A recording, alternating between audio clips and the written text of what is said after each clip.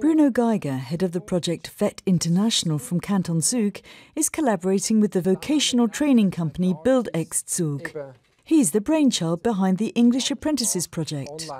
Together with Zug's Department of Migration, he created promotional material aimed primarily at foreigners working here and their children. Many of these are not familiar with the Swiss apprenticeship system. They tend to opt for the educational route of private schooling, followed by academic high school and then university, according to Stefan Wolter, a professor in economics at the University of Bern. Wir haben festgestellt, dass ausländische Eltern in der Schweiz unabhängig von ihrem eigenen Bildungsstand, also ob sie selber Akademiker sind oder nicht, eine ganz klare Präferenz haben, dass ihre Kinder ans Gymnasium gehen. Und es ist eine ganz klare Präferenz auch gegen Berufslehre. Wolter believes foreign parents fear that their children have fewer chances on the international labour market if they do apprenticeships.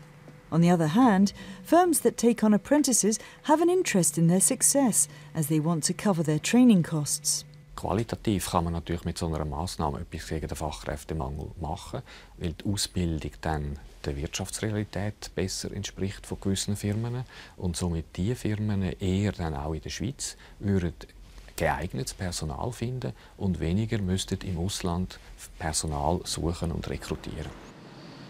In the training centres, professional colleges, as well as in the Education and Career Guidance Centre in Zug, Bruno Geiger regularly holds information events for foreign parents and their children who are interested in apprenticeships, predominantly in English.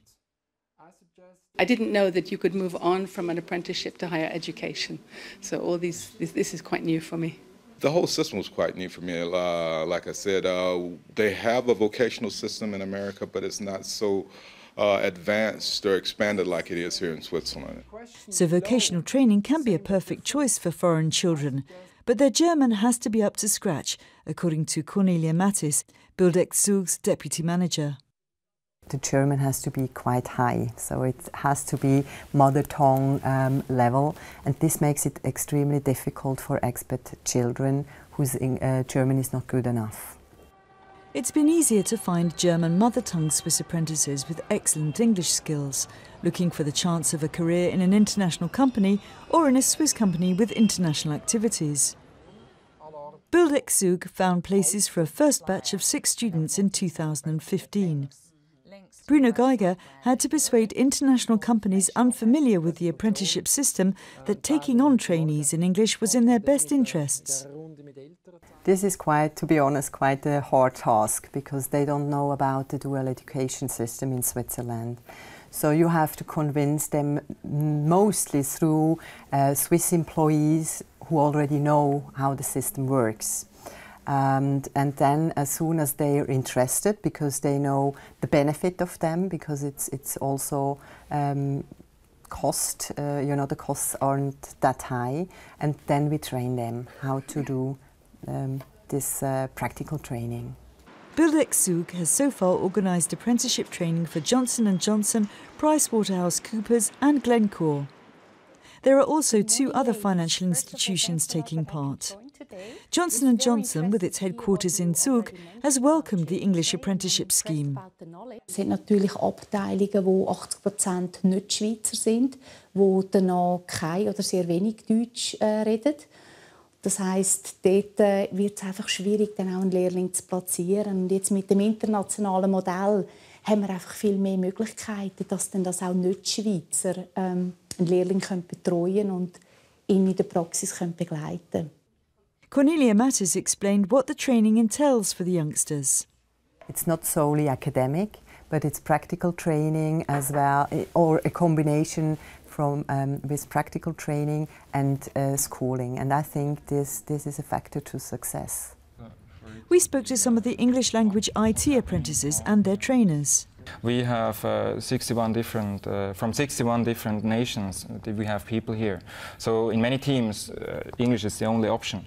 So we had that before, but with this program, now it's official.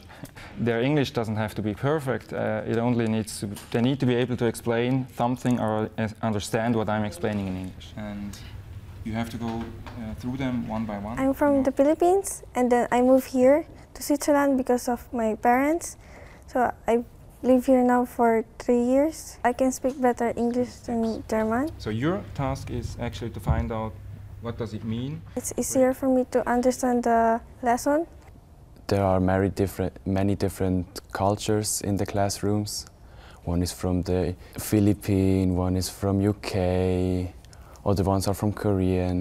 In the breaks we talk to each other, what's different in his country, what's different in your country, and this is very interesting. Roger Affolter was one of the first to start a commercial apprenticeship in English at commodities giant Glencore. Hi, this is Roger from the post office. I got a letter for you, Fergal. Das ist ein Challenge sozusagen für mich und ich meine, die Sprache Englisch also, habe ich gern und darum mache ich das auch wegen dem. Und ja, ich sehe es als eine Herausforderung und freue mich auch auf diesen Weg. Glencore created a total of 6 trainee posts. Apprenticeships in English help to overcome a number of hurdles because Glencore's operating language is English. Der Hauptgrund bei uns war effektiv die Sprache bis jetzt. Und zwar zum einen, weil die meisten Lernenden oder angehenden Lernenden halt das Niveau vom Englisch nicht so mitbekommen, wenn sie mit 15 zu der Schule auskommen.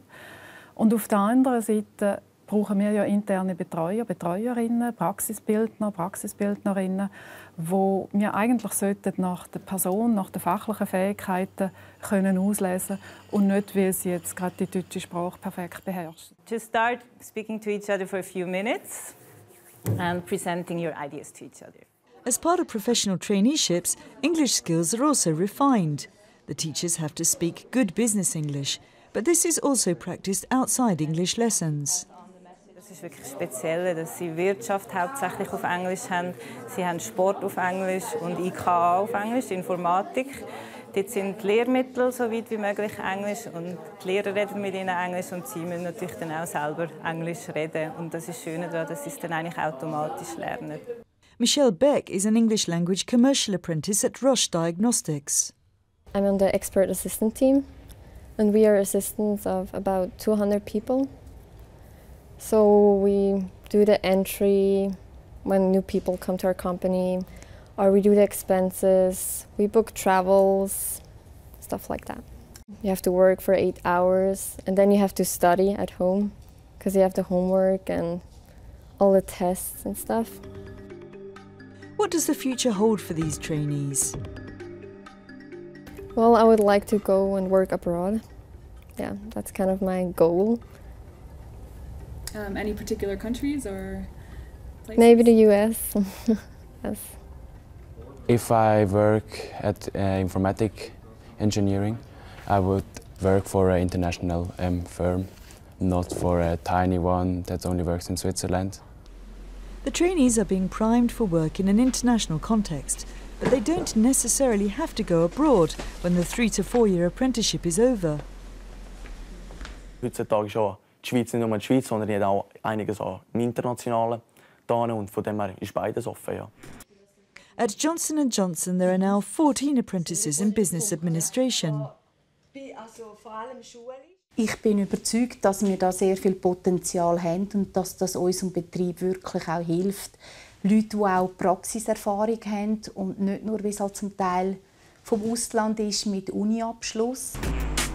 So it seems apprenticeships in English have a bright future. But it's not just hard graft. Bildex Zug students begin their apprenticeships with an introductory seminar, 2 days of which are in the southern canton of Ticino. In 2015 they learnt to sail. Everyone in the crew has to be aware of what their colleagues are doing and know who's giving the instructions so that no one falls overboard. The same rules apply with a successful apprenticeship.